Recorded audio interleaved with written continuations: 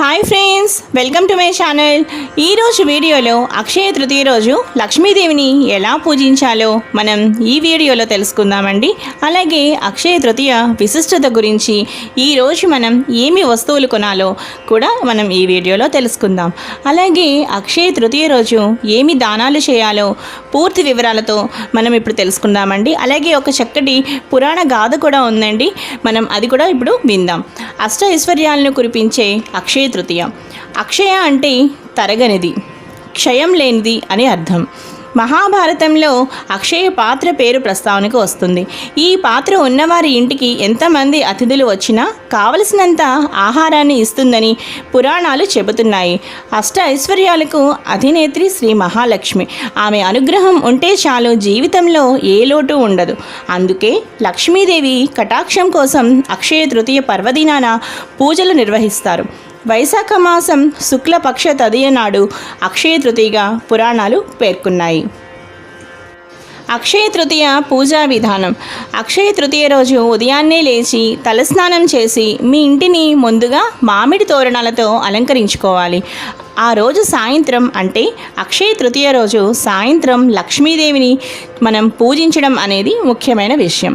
Ashtalakshmi photo కానీ, లేదంటే చక్కటి లక్ష్మీనారాయణలు కలిపి ఉన్న ఫోటో కానీ, లక్ష్మీ కుబేర్లు కలిపి ఉన్న ఫోటో అయినా సరే, ఏదైనా ఒక చక్కగా లక్ష్మీ పటం తీసుకుని మనం చక్కగా కుంకుమ బొట్లు పెట్టాలి.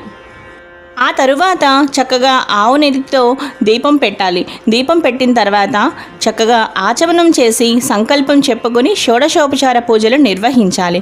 ఆ తర్వాత లక్ష్మీనారాయణులకు కానీ లక్ష్మీ కుబేర్లకు కానీ చక్కగా మనం నైవేద్యం ఏం పెట్టాలి అంటే చక్కని పాలతో తయారు చేసిన మధుర పదార్థాన్ని మనం ఇక్కడ చక్కగా నైవేద్యంగా పెట్టాలి. ఎందుకంటే లక్ష్మీదేవి పాలల్లో కొలువై ఉంటుంది కాబట్టి మనకి చక్కగా మధుర పదార్థం అనేది మనం పెట్టాలన్నమాట. అది కూడా పాలతో తయారు చేసిన పదార్థాన్ని నైవేద్యంగా పెట్టాలి. ఆ తరువాత లక్ష్మీనారాయణులకు మనం చక్కగా మనం చదువుకునే స్తోత్రాలు ఏంటి అంటే ఆ రోజు చక్కగా కనకధారా స్తోత్రం, లక్ష్మీ అష్టోత్తరం, లక్ష్మీ అష్టకం చక్కగా చదువుకోవాలి. విష్ణు సహస్రనామం పఠించగలిగే వారైతే ఇంకా మంచిది. విధంగా పూజ ముగించుకున్నాక ఇక్కడ మనం ఒక విషయం తెలుసుకోవాలండి. అమ్మవారికి మనం అంటే లక్ష్మీదేవికి ఆభరణం ఏం పెట్టాలో అని మీకు అనిపిస్తుంది కదా. అక్షయ తృతీయ అనగానే మనకి ముందుగా గుర్తొచ్చేది బంగారమేనండి. ప్రతి ఒక్కరు కూడా అక్షయ తృతీయ ఎప్పుడు వస్తుందని కొంతమంది ఎదురు చూస్తూ ఉంటారు. అలాగే బంగారం ఎప్పుడు తీసుకోవాలి అని కొంతమంది అనుకుంటారు. కొంతమంది అనుకుంటారు అసలు బంగారం ఖచ్చితంగా కొనాలని కొంతమంది అనుకుంటారు. వారందరికీ నేను ఒక్క సమాధానం ఇక్కడ చెప్తున్నానండి. అసలు మనం అక్షయ తృతీయ రోజు బంగారం తీసుకోవాలి అని రూలు అంటే మాత్రం ఏమీ లేదండి. చక్కగా కానీ బంగారం మనం కొనేది కూడా ఒక మంచి శుభముహూర్తంలోనే కదండి ప్రతి ఒక్కరూ బంగారం కొంటారు. అది ఎప్పుడు అంటే శ్రావణ మాసం, అలాగే చక్కగా మనం శ్రావణ మాసంలో తీసుకుంటూ ఉంటాము. అలాగే ధనత్రయోదశి రోజు, అలాగే అక్షయ తృతీయ అనే ఒక మంచి రోజు మనకి పెట్టారు. కాబట్టి బంగారం తీసుకోవడం ఏమాత్రమూ తప్పు లేదండి. అది కూడా మీకు శక్తికి మించి మీకు బంగారం కొనడం కష్టం అలా అనుకునేవారైతే చక్కగా మీ ఇంట్లో ఉండే ఏదైనా ఒక బంగారు వస్తువుని తీసుకుని చక్కగా పాలతో ఒక్కసారి శుద్ధి చేసి అమ్మవారికి మీరు చక్కగా అది కూడా ఆభరణంగా మీరు పెట్టవచ్చు అన్నమాట. అంటే ఏదైనా ఒక వస్తు రూపంలో గాను, లేదంటే ఏదైనా ఒక వెండి, బంగారం, లేదంటే మీకు ఇంట్లో ఉపయోగపడే ఒక ఎలక్ట్రానిక్ సామాన్ అయినా సరే, ఏదైనా సరే చిన్న వస్తువైనా సరే తీసుకోవడం చాలా మంచిదండి ఈరోజు. ఎందుకంటే అక్షయ తృతీయ అనేది ఒక మంచి తిథి కూడా ఆ రోజు మనకి. అందువల్ల మీరు ఏ సమయంలోనైనా సరే అది కొనుక్కుని చక్కగా సాయంత్రం పూజలో ఆభరణంగా మీరు ఆ వస్తువుని అమ్మవారి దగ్గర పెట్టుకోవచ్చు అండి. కొంచెం పసుపు బొట్టు అలా పెట్టేసి మీరు పెట్టుకోవచ్చు అన్నమాట. ఈ విధంగా మనం ఆభరణం సమర్పయామి అని చెప్పేసి చక్కగా లక్ష్మీదేవికి ఏదైనా ఆభరణం సమర్పించుకొని ఆ తర్వాత మంగళహారతులు ఇవ్వాలి అన్నమాట. మంగళహారతి మంత్రం కూడా శుద్ధలక్ష్మి, మోక్షలక్ష్మి, జయలక్ష్మి, సరస్వతి, శ్రీలక్ష్మి, వరలక్ష్మిశ్చ ప్రసన్న మమ సర్వదా, సర్వమంగళ మాంగళ్యే శివే సర్వార్థ సాధికే, శరణ్యే త్రయంబకే గౌరీ నారాయణీ నమోస్తుతే, నారాయణీ నమోస్తుతే అనే ఈ మంత్రాన్ని పఠిస్తూ చక్కగా ఆనంద కర్పూర నీరాజనాలు చక్కగా అమ్మవారికి ఇవ్వాలి అన్నమాట. అక్షయ తృతీయ పూజా విధానాన్ని చక్కగా విన్నారు కదండి.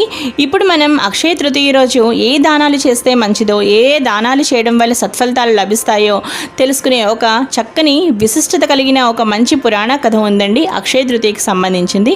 అది మనం ఇప్పుడు విందాం. త్రేతాయుగ ప్రారంభం, మహాభారత రచన ఈ రోజునే మొదలయ్యింది. సంపదలకు అధిపతి కుబేరుడు శివుణ్ణి ప్రార్థించగా లక్ష్మీ అనుగ్రహాన్ని ఈనాడే ఇచ్చినట్లు శివపురాణం తెలుపుతుంది. కురుక్షేత్రంలో వీరమరణం పొందిన తర్వాత కర్ణుడు స్వర్గలోకానికి చేరుకున్నాడు. హంసమాలిక పాన్పులు, బంగారు భవంతులు, వజ్రాలు, వైఢూర్యాలు అన్నీ ఉన్నాయి. కానీ దాహం వేస్తే తాగడానికి నీళ్లు మాత్రం లేవు. నీళ్లు లేకుండా ఇవన్నీ ఉండి ఉపయోగం ఏంటని కర్ణుడు అడిగితే, మీరు నీళ్లు దానం చేసింది లేదు, ఎవరిని ఉద్దేశించి ఎప్పుడూ నీళ్లనివ్వలేదు, ఇప్పుడు మీకు నీరివ్వడం కుదరదని దేవతలు అన్నారు.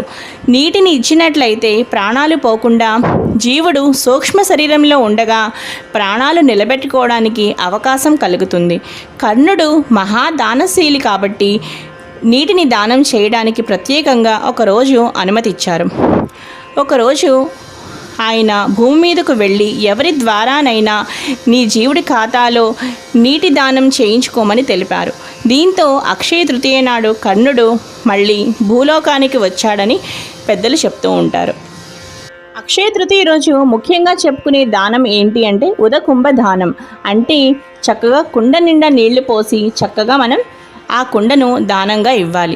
అలాగే చెప్పులు లేని వాళ్ళకి చెప్పులు ఇవ్వడం, అలాగే బట్టలు లేని వాళ్ళకి చక్కగా బట్టలు ఇవ్వడం, అలాగే అన్నదానం, చక్కగా అన్నదానం మరింత గొప్పది. ఒక మనిషికి చక్కగా అన్నం పెట్టడం అనేది భగవంతుడికి సాక్షాత్తు భగవంతుడికి అన్నం పెట్టినట్టు అనమాట. చక్కగా అన్నదానం ఇవన్నీ కూడా చక్కగా మనం ఇక్కడ దానంగా చెప్పుకోవచ్చు. అలాగే గంధం ఒకటి దానం చేయొచ్చు. ఈ స్వర్ణ దానం అనేవి ఇవన్నీ కూడా ముఖ్య దానాలుగా అక్షయ తృతీయ రోజు చెప్పుకోవచ్చు అన్నమాట. అక్షయ తృతీయ రోజు ఎవరైతే లక్ష్మీదేవిని ఈ విధంగా పూజించి ఈ విధంగా దానాలు చేస్తారో వారికి అష్ట ఐశ్వర్యాలు కలుగుతాయి.